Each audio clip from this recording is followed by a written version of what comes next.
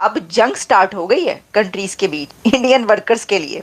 अब जो कंट्रीज हैं वो ये कह रहे हैं कि नहीं, हाँ स्किल्ड इंडियन वर्कर हमें चाहिए, और वो कह रहे हैं कि नहीं हमें चाहिए। सर ये आ गया दौर, क्योंकि भारत मुसलसल खलीजी ममालिक में अपना असर रसूख बढ़ाने में कामयाब हो रहा है। 73% वीजाज, जो डिपार्टमेंट ऑफ होमलैंड सिक्योरिटी है, जो उन्होंने नए रूल्स मॉडर्नाइज करने को H1B वीज़ा प्रोग्राम उसको मॉडर्नाइज करने के लिए किए।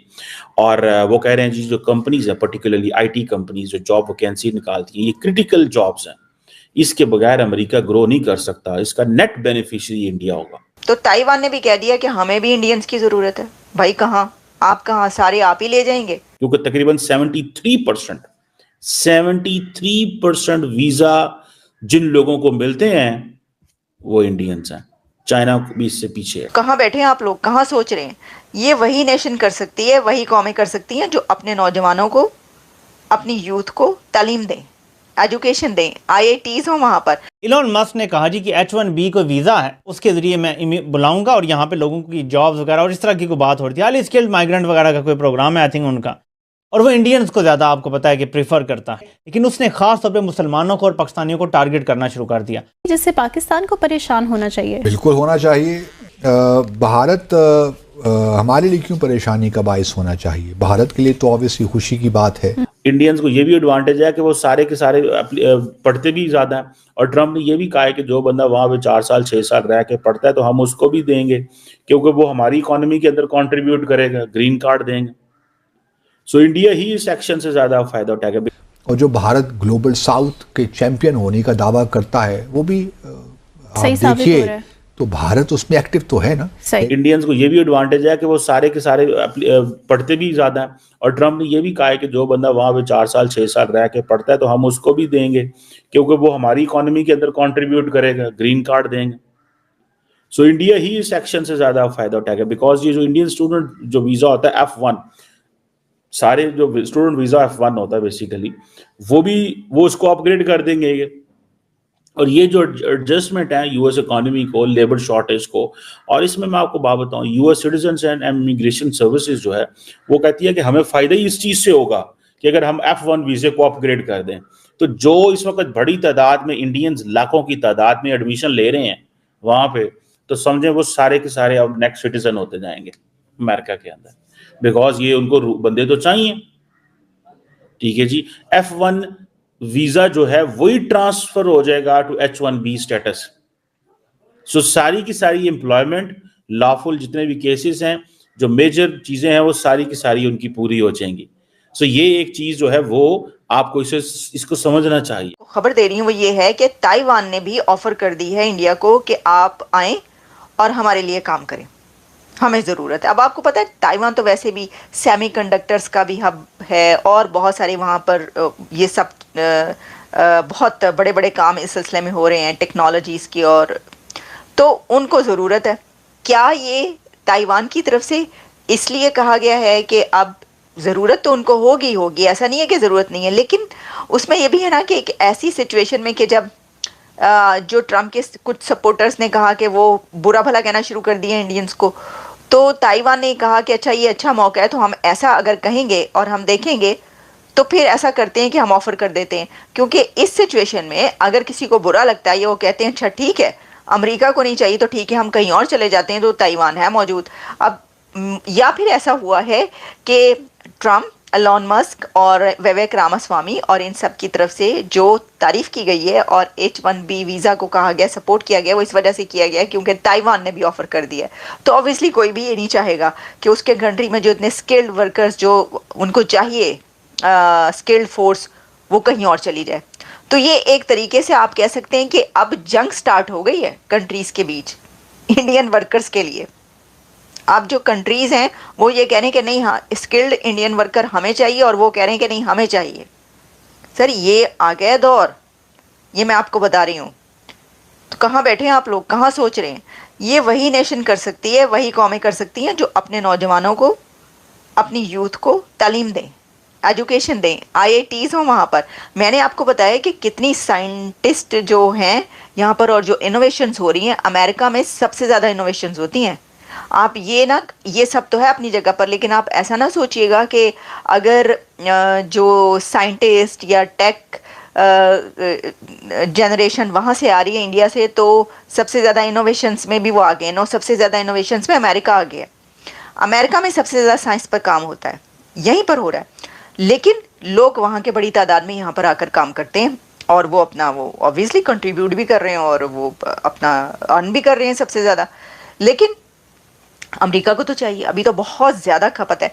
तो यही वजह है कि बल्कि ये जो कहा है प्रेसिडेंट इलेक्ट ट्रंप ने कि कोई मसला नहीं है, आप ग्रीन कार्ड या जो भी आपको ये चाहिए उसके लिए आप तालीम हासिल कर लें, आप यूनिवर्सिटी में से डिग्री हासिल करें, आप कर लें। तो यानी वो ये कह रहे हैं कि पढ़ी लिखी जो है ना लोग आएँ, स्किल्ड आएँ, जिस तरह के आते हैं इंडिया से, तो वो कबूल हैं यहाँ पर। ये चल रहा है। तो बस अब मैंने आपको यही बताना था कि इसमें देखिए, इस वक्त अगर आप वहाँ का जायज़ा लें तो 4 कंट्रीज़ देख लें आप, Nepal, Bangladesh, India, Pakistan. South Asia की बात करें हम, तो साउथ एशिया में ये चारों कंट्रीज़ में से एक कंट्री ऐसा है जिसकी सबसे बड़ी पॉपुलेशन है, उसको सबसे ज़्यादा मसाइल होने चाहिए थे, सबसे बड़ी डेमोक्रेसी है दुनिया की और 5th लार्जेस्ट इकोनॉमी है, सबसे ज़्यादा यूथ है, लेकिन सबसे ज़्यादा पढ़े लिखे हैं, सबसे ज़्यादा तरक्की कर रहे हैं और पूरी दुनिया को उनके लोग चाहिए। एक कंट्री ऐसे कैसे बन गया? और उसके साथ के जो 2-3 कंट्रीज़ हैं वो उससे ऑपोजिट साइड पर जा रहे हैं।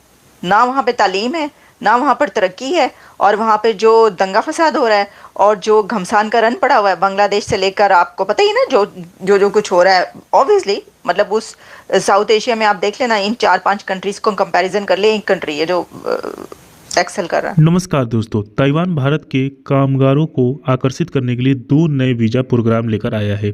इसके जरिए ताइवान इंजीनियर्स, तकनीक और अन्य प्रमुख क्षेत्रों में खाली पदों को भरने के लिए कुशल भारतीय कर्मचारियों को ताइवान आने के लिए आकर्षित कर रहा है।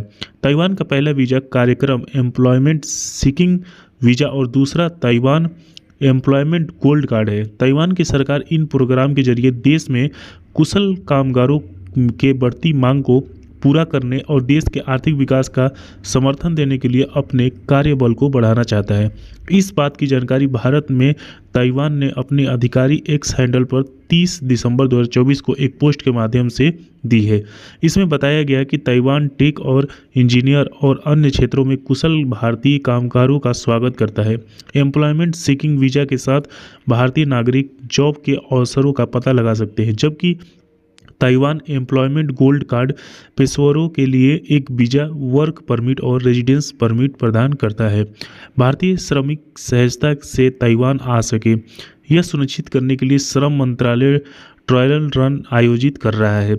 इसमें आगे बताया गया है कि नौकरी के अवसरों और वीज़ा के बारे में अधिक जानकारी के लिए ताइवान के ब्यूरो ऑफ कंसुलर अफेयर्स और द नेशनल डेवलपमेंट काउंसिल की आधिकारिक वेबसाइट पर भी विजिट कर सकते हैं। रिपोर्ट के मुताबिक ताइवान का नया एम्प्लॉयमेंट सीक्रेट वीज़ा कार्यक्रम भारतीय नागरिकों को ताइवान में प्रवेश करने और उनकी विशेषज्ञता और क्षेत्र में रोजगार के अवसर तलाशने की अनुमति देता है। इस वीज़ा कार्यक्रम के माध्यम से ज़रूरतमंद स्थानीय जॉब मार्केट का पता लगा सकते हैं।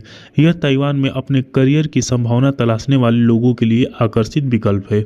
वहीं ताइवान के दूसरे वीज़ा कार्यक्रम Taiwan employment gold card high efficiency कामगारों को बेहतर पैकेज उपलब्ध कराता है। गोल्ड कार्ड को हाई एफिशिएंसी लोगों के लिए वीज़ा, वर्क परमिट और रेजिडेंस परमिट को आसानी से बनाने के लिए डिज़ाइन किया गया है। यह 3 साल की वैधता के साथ लॉन्ग टर्म फैसिलिटी भी देता है। ईटी के मुताबिक रिपोर्ट के मुताबिक गोल्ड कार्ड विशेष रूप से उन लोगों के लिए आकर्षक है जो ताइवान में बसना चाहते हैं और इससे आर्थिक विकास में योगदान देना चाहते हैं।